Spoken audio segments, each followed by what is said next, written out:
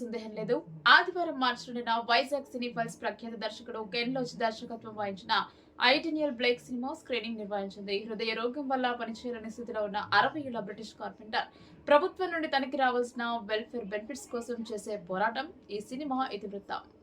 హృద్రోగం వల్ల పనిచేయలేని స్థితిలో ఉన్న 60 ఏళ్ల బ్రిటిష్ కార్పెంటర్ ప్రభుత్వం నుండి తనకు రావాల్సిన వెల్ఫేర్ బెనిఫిట్స్ కోసం చేసే పోరాటం ఈ సినిమా వృత్తాంతం.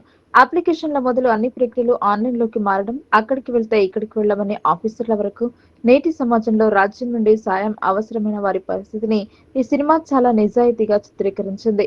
చిన్న చిన్న కారణాలతో ప్రజలకు అందవలసిన సాయాన్ని నిలిపివేయడాన్ని చూస్తే మన దేశంలో కూడా ప్రతి చిన్న పనికి 100 ఇబ్బందులు పడవలసిన సాధారణ ప్రజల పరిస్థితి గుర్తుకురాక మానదు.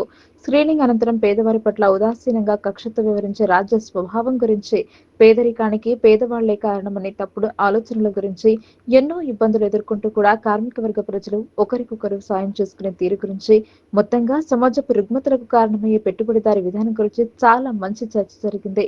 నిజమైన కళ ఈ విధంగా మన సమాజాన్ని మరింత మెరుగ్గా అర్థం చేసుకునేందుకు ఉపయోగపడాలి.